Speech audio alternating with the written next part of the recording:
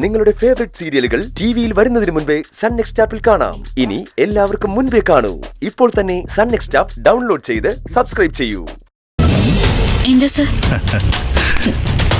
നന്ദിനി, എന്താ സർ? അല്ല, തനിക്ക് പേടിയൊന്നുമില്ലല്ലോ? എന്താ സർ അങ്ങനെ ചോദിച്ചാ? ഏയ്, ഒന്നുമില്ല. പിന്നെ ഒരു കാര്യം, താൻ കേട്ടല്ലോ, നമ്മുടെ കമ്പനിക്ക് പെട്ടെന്ന് വന്ന ഒരു ലാഭത്തെക്കുറിച്ച്. നമ്മുടെ കൂടെ നിൽക്കുന്ന തൊഴിലാളികൾക്ക് ഇതിന്റെ പേരിൽ എന്തെങ്കിലും ഒന്ന് ചെയ്യണമെന്ന് എനിക്കുണ്ട്. എന്താ വേണ്ടത്? താൻ പറഞ്ഞു. അയ്യോ, കമ്പനിയിലെ കാര്യങ്ങളൊന്നും എന്നോട് ചോദിക്കരുത്. എനിക്കതൊന്നും അറിഞ്ഞൂടാ. എടോ, നാളെ മുതൽ കമ്പനി താൻ പറയുന്ന പോലെ പ്രവർത്തിപ്പിക്കണമെന്നൊന്നുമല്ല ഞാൻ പറഞ്ഞത്. താൻ എന്തെങ്കിലും ഒരു അഭിപ്രായം പറ. എന്താ അവർക്ക് വാങ്ങിച്ചു കൊടുക്കേണ്ടത്? എന്താ അവർക്ക് വേണ്ടി ചെയ്യേണ്ടത്?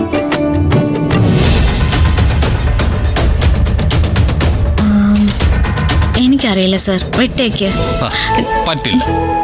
എങ്കിലും തനിക്ക് മുതലാളിമാരുടെ മനസ്സറിഞ്ഞുകൂടായിരിക്കാം. പക്ഷെ തൊഴിലാളികൾ പാവമല്ലേ, അവരുടെ മനസ്സറിയണ്ടേ?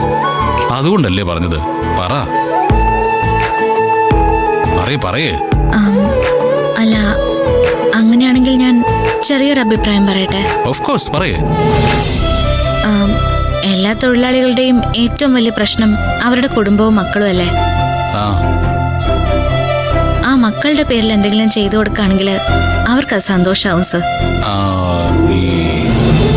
അല്ല, മക്കളുടെ പേരിൽ എന്തെങ്കിലും ചെയ്യാന്ന് പറഞ്ഞാ അത് പിന്നെ സർ, ഞങ്ങളുടെ നാട്ടിലെ ഈ സ്ത്രീകളെല്ലാരും കൂടി ചിട്ടി കിട്ടും. അപ്പോ അത് നടത്തുന്നവർക്ക് ലാഭമുണ്ട്. ആ ലാഭം എന്താ ചെയ്യേണ്ടതെന്ന് ചോദിച്ചപ്പോ അതെല്ലാവരുടെയും മക്കളുടെ പേരിൽ ആ പൈസ ബാങ്കിൽ ഇട്ട് കൊടുക്കുക ചെയ്തത്.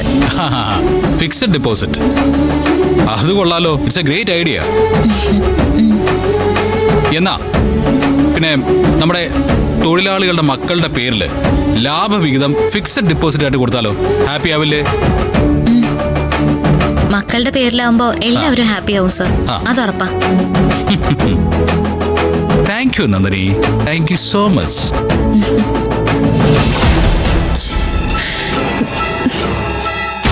ഇതെന്താ ഇവ കാണിക്കുന്നത്?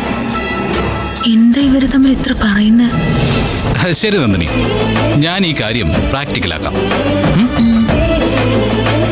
അല്ല, ഞാൻ പറഞ്ഞതുകൊണ്ട് വേണ്ട സർ.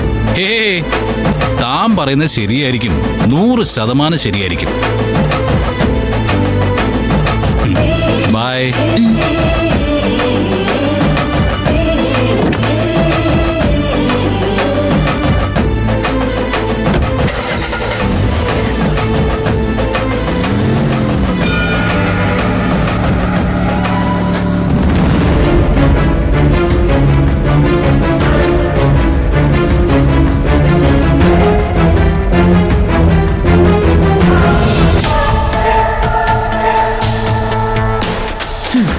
അധികം വൈകാതെ അളകാപുരി എന്നുള്ള നമ്മുടെ വീട്ടുപേര് മാറ്റേണ്ടി വരും. പകരം അളകാപുരി തിയേറ്റർ എന്ന് എഴുതി വെക്കാം. എന്നിട്ട് ആളുകൾക്ക് പ്രവേശനം കൊടുക്കാം. സിനിമയിലേതുപോലെ ഇപ്പൊ നടക്കുന്ന കാര്യങ്ങൾ. ഹീറോയും ഹീറോയിനും ആടി തകർക്ക്. എന്റെ മമ്മി, ഞാനിപ്പോ ഒരു കാഴ്ച കണ്ടിട്ടാ വരുന്നേ. പുറത്തേക്ക് പോകുമ്പോ ഐശ്വര്യലക്ഷ്മിയെ കണി കാണണമെന്നും പറഞ്ഞ് അവനവളെ വിട്ടില്ല. എന്താ രണ്ടുപേരുടെയും പ്രകടനം! അത് നമ്മുടെ വീടിന്റെ ഉമ്മർത്ത്. പക്ഷെ അവളെ ചേർത്ത് പിടിച്ചിട്ടെ എത്ര നേരം ഒന്ന് വെച്ചിട്ടാ ഇത്.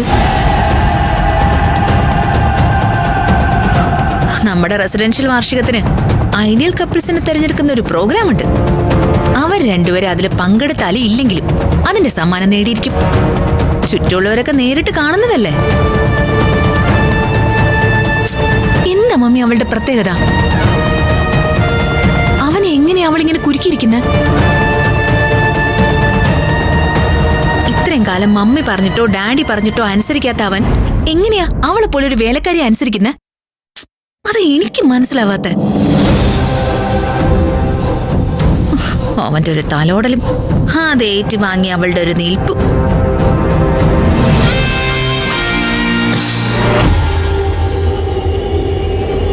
ഇന്നവളെ തഴുകിയ കൈകൊണ്ട് ഇന്നത്തെ ദിവസം അവസാനിക്കുന്നതിന് മുമ്പ് അവൻ അവളെ തല്ലിയിരിക്കും.